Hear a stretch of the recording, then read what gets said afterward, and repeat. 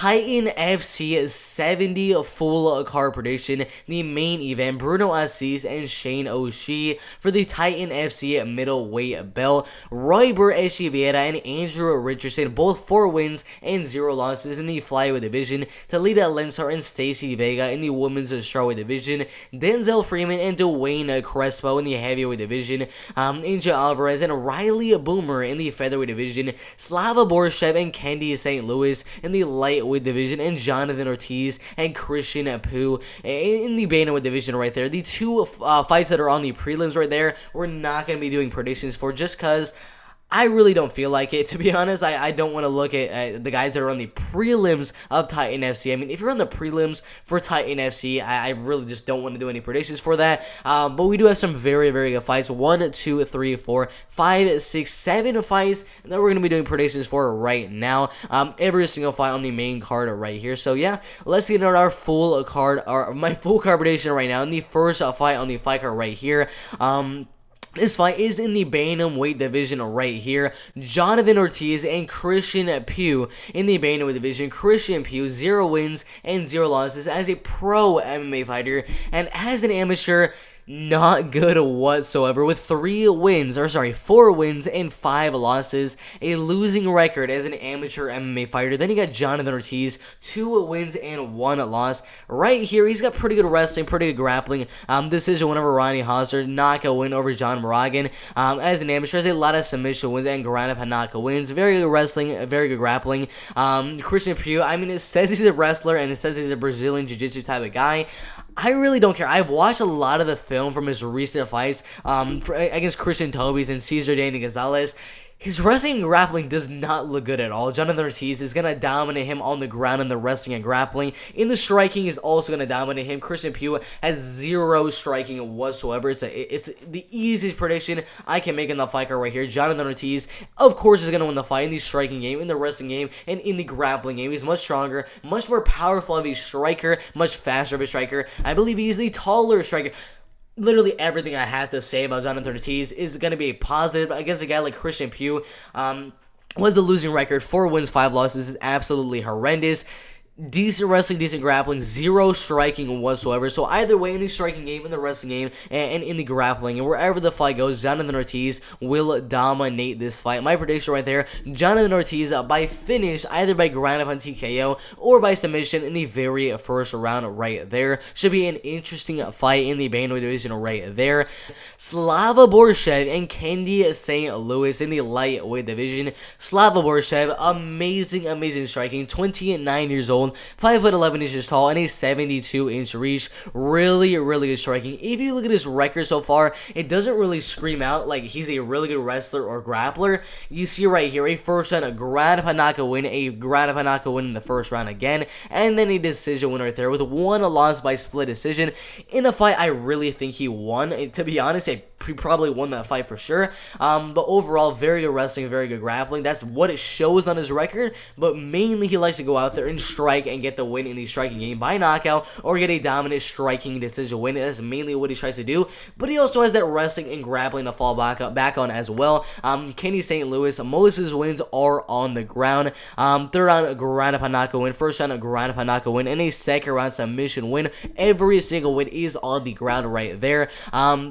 I assume, of course, St. Louis will win the fight to go on the ground with the amazing striking that Slava Borshev does have. If the fight does stay on the feet, I'm sorry, Slava Borshev will probably win the fight in a dominant decision win. If the fight goes to the ground, it's going to be very 50-50. Slava Borshev has all of his wins on the ground by ground up TKO or by submission. Same thing goes for St. Louis right here. So, the grappling and wrestling is very even, but that is not what Slava Borshev is known for. His striking is what he's known for. So in this fight, I do think the fight will be staying on the feet for the most part, and Slava Borshev will have that better striking, keep the fight at range, and just win the fight at range. His striking is a lot better. So my prediction right here, Maybe we'll see a knockout. Maybe it's very, very possible. But my prediction is going to be Slava Borshev winning the fight. I'm a 30-27, 30-27, and 30-27 unanimous decision win right there. Should be a really, really good fight in the lightweight division right there. Angel Alvarez and Riley Boomer. Even though you cannot see the images of Riley Boomer and Angel Alvarez, I assure you they are real fighters. I know it shows Chuck Norris for some odd reason on here, but they are real fighters. And Angel Alvarez is a really good fighter, 1 win and 0 losses, all around an MMA fighter. I mean, his striking is good, his grappling is good, his wrestling good. None of it is really like very, very good. It's all just very, very decent. He's a jack of all trades, in my opinion. First round knockout win, and a decision win right there. Wherever the fight goes, I think he will have the advantage against a guy like Riley Boomer, who is 30 years old and has 0 pro MMA fights and is 1-4 as an amateur by second round knockout, first round naked, and third round anaconda with 1 win back in 2019. That's horrible, man. That is just absolutely horrible. From the film that I have seen of Angel Alvarez, much, much better striking. I mean, the striking I've seen from Riley Boomer is horrible, man. I mean, all of his losses are by submission or ground and TKO, but his striking is not good. His grappling is really not good either. I really do think, I'm 126 pounds right now, pretty much a flyweight fighter. I really do think if I were to fight a guy like Riley Boomer, I think I could literally beat that guy. The film I've seen from him, he just looks like he's going out there looking for a fun time. He's not going to win the fight. Angel Alvarez, much better striking, much better grappling, much better wrestling, much better clinch, faster, more powerful. Literally every metric you can look at the fight, for Angel Alvarez and Riley Boomer, literally everything you look at, Angel Alvarez is the better fighter. Doesn't really matter. Wherever you look at the fight, Angel Alvarez is the better fighter. I encourage you to watch the last fight with Nico Kamising right there.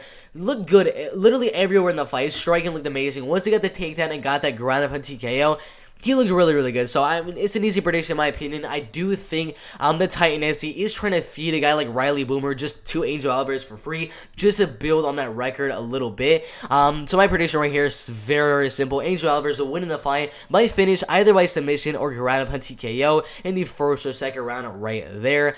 Denzel Freeman and Dwayne Crespo in the heavyweight division. You see right here, 0 wins and 0 losses. As a pro and as an amateur, you literally know nothing about Dwayne Crespo. The only thing we really have to go off of this guy is this one boxing fight. With 46 seconds in the fight, he ended up losing by knockout. I only have 46 seconds to go off of from film on this guy right here in Dwayne Crespo. That's all I really have to go off of. I have no idea what his wrestling is like, no idea what his grappling is like. I have a very, very small picture of what his striking is like from 46 seconds after getting knocked out, but I don't know much about a guy like Dwayne Crespo right here. I do know a lot about Denzel Freeman, and that he has very, very good power in his right hand, and has amazing wrestling and amazing ground and pound. Second round ground and pound knockout win right there, and then a decision win on Gustavo Chorijo. Overall, his wrestling and grappling is where he's probably going to win the fight. We literally had no idea how good Dwayne Crespo's wrestling and grappling is. Literally 0 clue whatsoever. But Denzel Freeman, I assume, is probably going to have that wrestling and grappling advantage. I would bet my life saving that Denzel Freeman will have the wrestling and grappling advantage 100%. So right here, Denzel Freeman is going to go out there, wrestle, grapple, get on top, probably gonna rear naked choke submission win, or just keep on pounding Dwayne Crespo till the ref ends up stopping the fight. I think either he's gonna get that submission or he's gonna get that ground up on TKO. Easy prediction in my opinion. Denzel Freeman by finish either by ground up on TKO or by submission in the first or second round right there. Should be an interesting heavyweight fight right there. Tacita Alensar and Stacy Vega in the women's strawweight division. I don't know how in the world Stacy Vega is still fighting as a professional MMA fighter. 0 wins, 1 loss, and 1 draw. As an amateur, 0 wins and 7 losses, one of which to Raquel Pennington. What in the world? In 2009, in 2012, she's been fighting for quite a while. Hasn't won 1 fight yet. First round knockout loss, second round knockout loss, guillotine loss, knockout loss, armbar loss, triangle loss. All these losses are on the ground by submission or by ground up on TKO. I don't know, man. I have no idea why she's still fighting. Maybe they're paying her to go out there and just lose to these people like Tacita Alensar, who's probably gonna dominate this fight 100%. But this is the easy prediction. The literal easiest prediction I have of the fight card. I have no idea. 4% going Vega to win the fight. Who are you, man? Who is this person saying Vega is gonna win? You're stupid, man. Eliza is gonna go out there and dominate the fight on the ground, and is gonna get the submission win. She has zero wins and 0 losses as a pro MMA fighter, but as a grappler has done very, very good. Really good grappling skills. Is going to go out there and is 100%, in my opinion, going to get that submission win in the first or second round. Stacy Vega, garbage. I mean, she's trash, man. Easy prediction. Talita Alvarez is going to win that fight by submission or ground pound TKO in the first or second round right there. Easiest prediction of the fight card right there in the women's strawweight division right there. Burch and Andrew Richardson in the flyweight division. Look at that face. This man got beat up in his I believe it was his second to last fight with Trent Phillips. Absolutely insane. The man is a dog. He goes out there, puts it all on the line, and he just keeps on going. He can be losing the fight 50-45 on the judges' scorecard. Say it's a 10-round fight. Doesn't matter. He'll keep on coming forward. This man has a lot of heart, and he'll just keep on coming with 4 wins and 0 losses. 25 years old. Very tall for the division. Pretty good body case. Pretty good leg case. Pretty good at range. He's going to be the taller and lengthier fighter in this fight. I'm probably going to want to keep the fight on the feet and at range to just kickbox with Burch for the decision win right here out of 4 wins and 0 losses. Let's check right here. I don't know why it's not clicking. Let's see, it's loaded. Third down, repeated cage grab. I don't know what happened there. Rear naked, first knockout win, and first round knockout win. Both knockout wins were due to ground pound, obviously the rear naked on the ground as well. Most of his wins are on the ground by finish, by submission, or by ground pound TKO. Every single one are on the ground. But I don't know if he's going to want to get this fight to the ground. Fighting a guy like Burch, if you do not know who this guy is, I mean, you see the picture right here, pretty much sums it all up. NAGA 2013, NAGA, and NAGA. Everything right here says NAGA. If you guys do not know what NAGA stands for, North American Grappling Association Champion. North American. I'm not just talking America. I'm not just talking Canada. I'm not just talking Mexico. North America. That means Greenland, the USA, the Canada, everything in North America. This man is the champion of grappling, and all the people in North America. Absolutely insane. First round, a ground pound knockout win, a rear naked choke submission win right there, and then a knockout win due to ground pound yet again. It's very obvious what Burch wants to do. Get the fight down and get that submission or ground pound TKO in the first or second round right there. Andrew Richardson usually likes to get the fight to the ground and get the submission or get the ground pound knockout win, but I don't know if that's going to happen right here. I really doubt that's going to happen with a guy like Burch. I really doubt that's going to happen. So right here, with Andrew Richardson being a lot lengthier and a lot taller than Burch, keep the fight at range. He has very good body case, very good leg case, and a very good 1-2. Just keep the fight at range and just strike with Burch for 3 straight rounds for the decision win. But I don't know. Burch is going to be moving forward, and he's going to be looking for that single leg takedown or the double leg takedown. He's going to be looking for the takedown, looking to get you down, and looking to get that submission.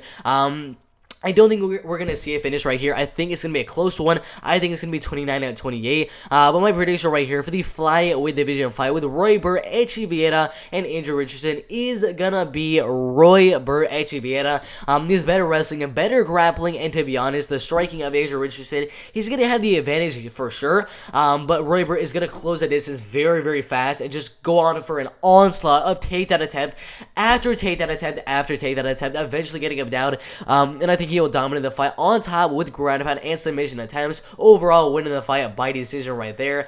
Should be a really, really good fight in the flyweight division right there. Bruno Ortiz and Shane O'Shea for the Titan FC middleweight belt. The main event for Titan FC 70 right here. 3 rounds in the middleweight division. Shane O'Shea probably wants this fight to stay in the feet. Really good boxing. Fighting at a Jupiter Boxing Club and Combat Club right there. Bruno Ortiz, of course, the better grappler, get the fight down, get the submission in the first or second round. That is exactly what he's going to be looking to do. 7 submission wins, 2 decision wins, and 1 knockout win. That 1 knockout win by ground and pound knockout. Really good arm bars and really good triangle choke submission wins right there. Shane O'Shea, most of his wins are on the ground actually. Rear naked, first knockout win, second round rear naked, and first round referee stoppage right there. Most of his wins are on the ground by submission or by ground and pound TKO. But right here with Shane O'Shea and Bruno Ortiz in the main event, this is one of those where, of course, Bruno Ortiz will have the advantage on the ground, but Shane O'Shea also has very, very good wrestling and very, very good grappling.